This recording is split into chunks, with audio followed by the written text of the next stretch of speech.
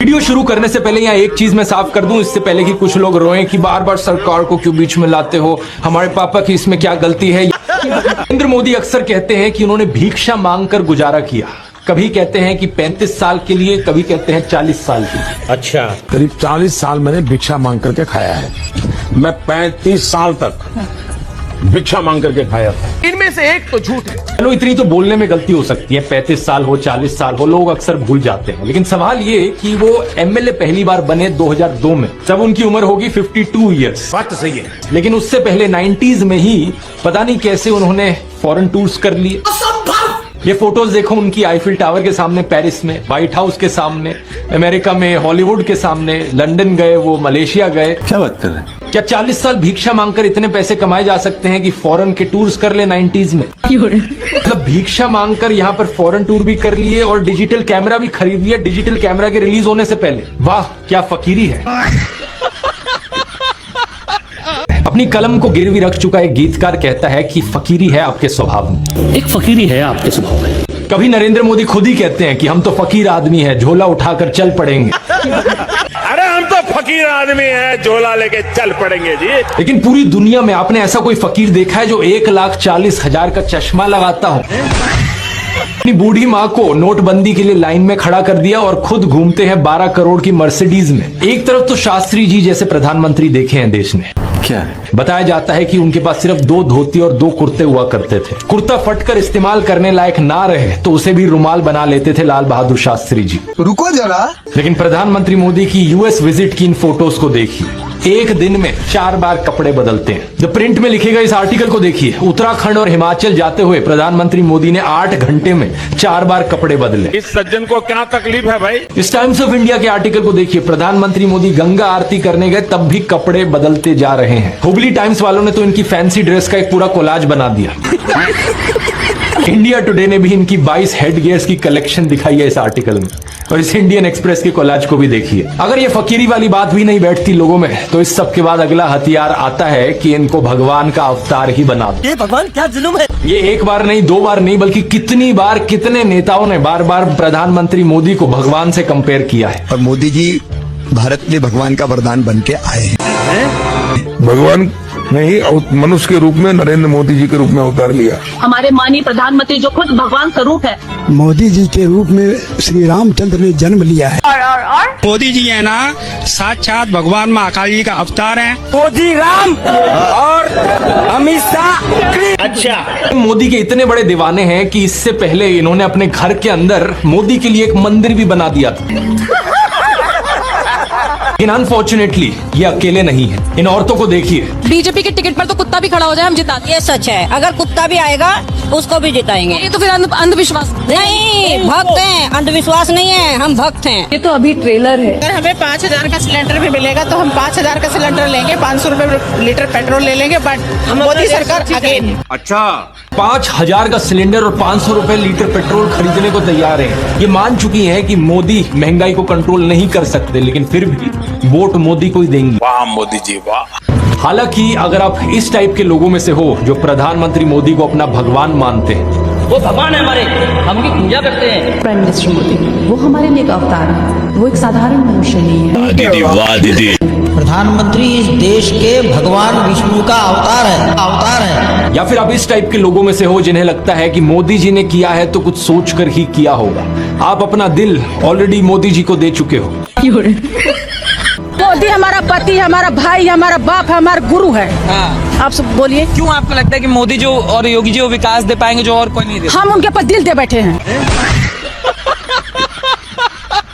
ऐसे केस में आपके लिए मुश्किल हो सकता है अपनी आंखें खोलकर सच हजम करना, लेकिन बाकी सब लोगों के लिए अगर आप सही मायनों में देश की परवाह करते हो तो आज का ये वीडियो बहुत बहुत जरूरी है। ये बड़ी अच्छी बात कही आप। नरेंद्र मोदी ने एक बार कहा था भगवान बुद्ध के साथ इनका सुखद संबंध है।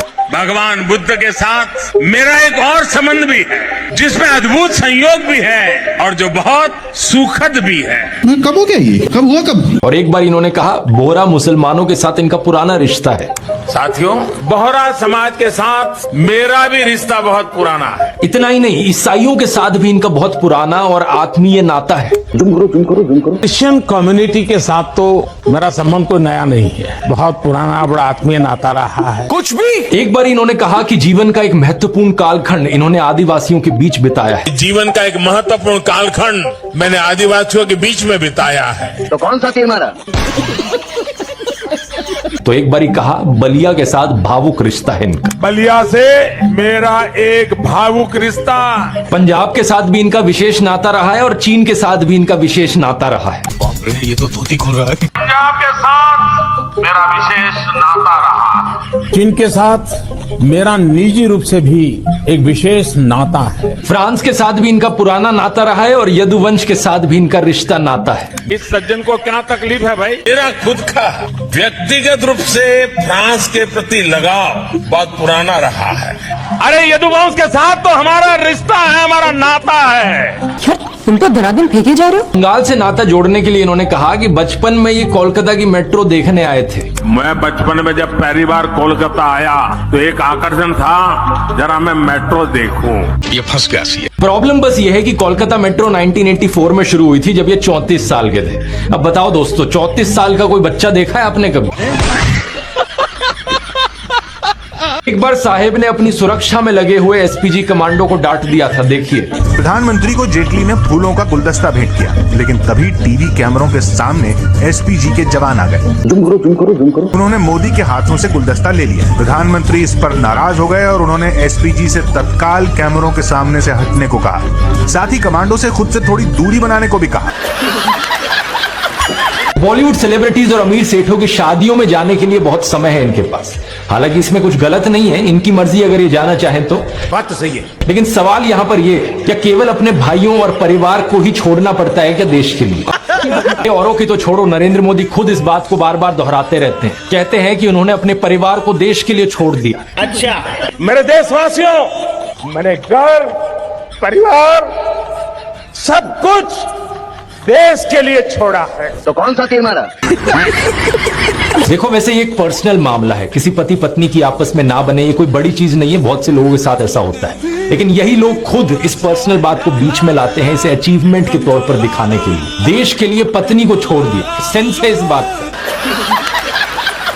अब प्रधानमंत्री मोदी का इंस्टाग्राम अकाउंट देखिए जरा। प्रियंका चोपड़ा और निक जोनस की वेडिंग रिसेप्शन में गए, उन्हें बधाई दे रहे हैं। इस वीडियो को देखिए, विराट कोहली और अनुष्का शर्मा के वेडिंग रिसेप्शन पे जाकर उन्हें गुलाब दे रहे हैं। अरे साला।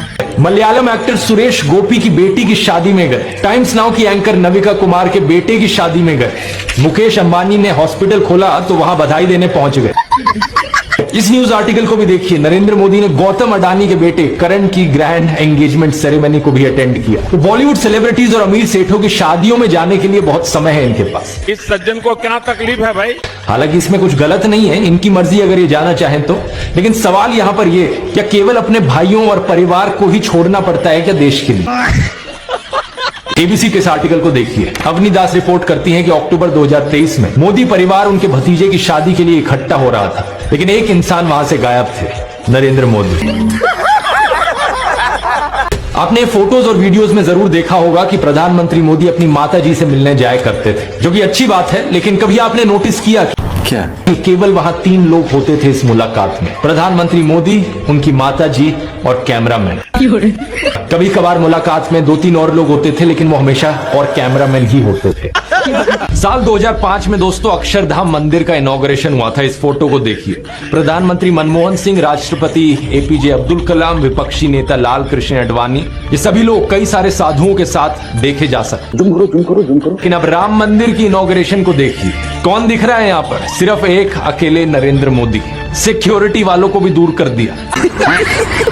न्यूज लॉन्ड्री ने एक रिपोर्ट की जिसमें दिखाया गया कि कैसे गांधी दर्शन म्यूजियम, गांधी स्मृति केंद्र और खादी ग्रामोद्योग जैसी अलग अलग साइट्स पर नरेंद्र मोदी के फोटोज और कोट्स घुसाए। क्या बात कर रहे हैं? जगह जगह लिखा हुआ है गांधी दर्शन, लेकिन यहाँ आकर पता चलता है कि गांधी दर्शन कम है, यहाँ मोदी जी के दर्शन ज्यादा हो रहे हैं। बात तो सही है। लेकिन ठीक अगर इसके आप ऊपर देखेंगे तो इस तस्वीर में यहाँ गांधी जी हैं और यहाँ प्रधानमंत्री नरेंद्र मोदी। क्या में पीएम मोदी फोटो है इतनी बड़ी, वहीं गांधी जी प्लेस है। ओलंपिक पदक विजेताओं का सम्मान समारोह हुआ तो उसका पोस्टर देखिए। ये लेफ्ट में है मेडल जीतने वाले और फोटो के राइट में नरेंद्र मोदी की फोटो। इस सज्जन को क्या तकलीफ है भाई? सरकारी स्कीम से लेकर सड़कों और अस्पतालों के नाम नरेंद्र मोदी के नाम पर है। नमो किसान सम्मान दिवस, नमो फ्री डायलिसिस सेंटर, नमो डे केयर सेंटर, नमो mobile health care units, Narendra Modi medical college, Narendra Modi मार्ग, मोदी आवास घरकुल योजना। ये तो धोती खोल रहा है। 2013 में बतखों के साथ फोटोशूट, कभी मोर को दाना खिलाने का वीडियो बन रहा है, कभी मॉर्निंग एक्सरसाइज का वीडियो बन रहा है, तो कभी बीच वाला फोटोशूट, जंगली सफारी करते हुए फोटोशूट, फोटो खींचते हुए फोटोशूट।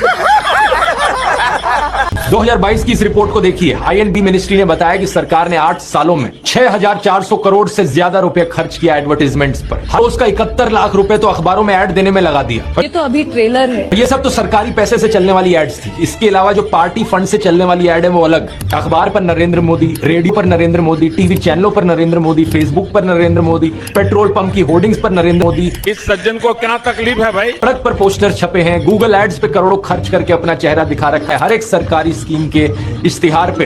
अरे ये सब तो छोड़ो, कोविड वैक्सीन के सर्टिफिकेट पे भी नरेंद्र मोदी। आत्ममुग्ध होने का इससे बड़ा उदाहरण क्या होगा कि मुफ्त राशन के थैलों से लेकर कोविड वैक्सीन के सर्टिफिकेट पर भी अपनी फोटो छपवा ली। वाह मोदी जी, वाह वाह। Make in India, made in India, आदर्श गांव, smart city, bullet train, 15 lakh, skill India, Mudra loan, look east policy, करोड़ों रोजगार, नारी शक्ति, बेटी बचाओ बेटी पढ़ाओ, कोरोना अग्निवीर। अरे कुछ तो ऐसा होगा जिसके दम पर चुनाव लड़। असलियत में दोस्तों ये डंका सिर्फ व्हाट्सएप और गोदी मीडिया के चैनलों पर बज रहा है। फेक तस्वीरें फैलाई जाती हैं। ये देखो, न्यूयॉर्क टाइम्स ने नरेंद्र मोदी का फोटो फ्रंट पेज पर छापा है और उन्हें दुनिया की आखिरी उम्मीद का। कब हो गया ये? न्यूयॉर्क टाइम्स ने खुद ट्वीट करके बताया कि ये झूठी तस्वीर है। तो लेने के देने पड़ गए।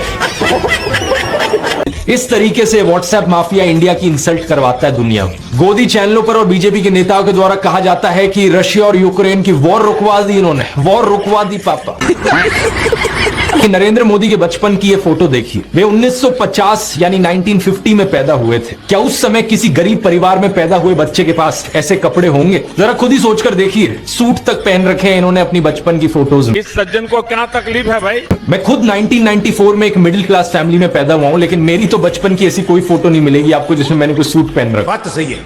और नरेंद्र मोदी अपने आप को गरीब ही नहीं, बहुत गरीब परिवार का बताते हैं। इंडिया टुडे ने इनकी पुराने घर की एक फोटो पब्लिश करी थी, स्क्रीन पर देखिए। बहुत बड़ा घर नहीं है, लेकिन क्या आपको ये 1950s के किसी बहुत गरीब परिवार का घर दिखता है? परिवार में नरेंद्र मोदी के 5 भाई और 1 बहन है। 2 साल पहले नरेंद्र मोदी के छोटे भाई प्रहलाद मोदी ने कहा था कि उन 5 भाइयों में से जिसका नंबर लगता था वो मदद करने चले जाता था। ये तो धोती खोल रहा है। उनके पिता ने पूरी जिंदगी चाय बेची, उन 5 भाइयों और 1 बहन को बड़ा किया। इसलिए नरेंद्र मोदी को चाय बेचने वाले का बेटा कहना चाहिए। ये पत्रकारों की गलती है। गजब बेइज्जती है। तो ये तक कहा था कि 2014 से पहले भारत के लोगों में कल्चरल कॉन्फिडेंस ही नहीं था। कहते हैं कि लोगों को शर्म आती थी खुद पर। मैं एग्जैजरेट नहीं कर रहा बातों को। प्रधानमंत्री मोदी ने 2015 में एक्चुअली ऐसा ही कहा था। जुम करो। एक समय था जब लोग, यार पता नहीं पिछले जन्म में क्या पाप किया था, हिंदुस्तान में पैदा हुए थे। ये कोई देश है? क्या समझा मेरे को? ये कोई सरकार है? ये कोई लोग है? मतलब अगर खुद भारत के इतिहास के बारे में नहीं जानते तो मत बोलो कुछ। इस तरीके से देश के नाम को बदनाम करने की क्या जरूरत है? क्या बात है सर, क्या बात है सर। अब मेरे खिलाफ भी ये लोग ऐसे ही झूठ फैलाते हैं। इस व्हाट्सएप मैसेज को देखो, पता नहीं कितनी बार इन्होंने इस व्हाट्सएप मैसेज को अपने ग्रुप से बार फॉरवर्ड किया है। लिखते हैं कि मैं एक हिंदू ही नहीं हूँ, मेरा नाम ध्रुव राठी नहीं है, मेरा असली नाम है बदरू रशीद। और इतना ही नहीं, इन्होंने मेरी वाइफ यूली को भी पाकिस्तानी बना दिया। तो नीचे देखो क्या क्या बकवास लिख रखी है कि यहाँ पे पाकिस्तानी आर्मी का कनेक्शन है, ISI है, अमेरिका है, दाऊद इब्राहिम का कनेक्शन है। क्या बकवास लिखते हैं। सही पकड़े हैं। मुझे सुनकर हंसी आती है, आपको भी हंसी आ रही होगी, लेकिन इसके पीछे का एजेंडा देखो क्या है। क्या? जो भी बीजेपी के खिलाफ बोलने की कोशिश करता है उसे किसी न किसी तरीके से मुसलमान बना दो, पाकिस्तानी बना दो। इसका कारण नरेंद्र मोदी है। क्योंकि जो ओवरऑल गेम यहाँ पर खेला जा रहा है वो यही है कि हिंदुओं के अंदर डर बिठाना है। और जो भी इनके खिलाफ बोले, अगर कोई वो हिंदू बोल देना इनके खिलाफ, तो वो हिंदू हो ही नहीं सकता।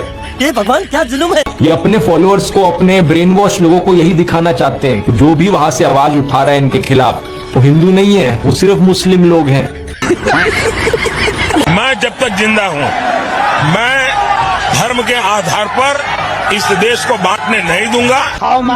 और 14 मई को तो इंटरव्यू में ये तक कह डाला कि जिस दिन मैं हिंदू मुस्लिम करूंगा उस दिन मैं सार्वजनिक जीवन में रहने के योग्य नहीं रहूंगा।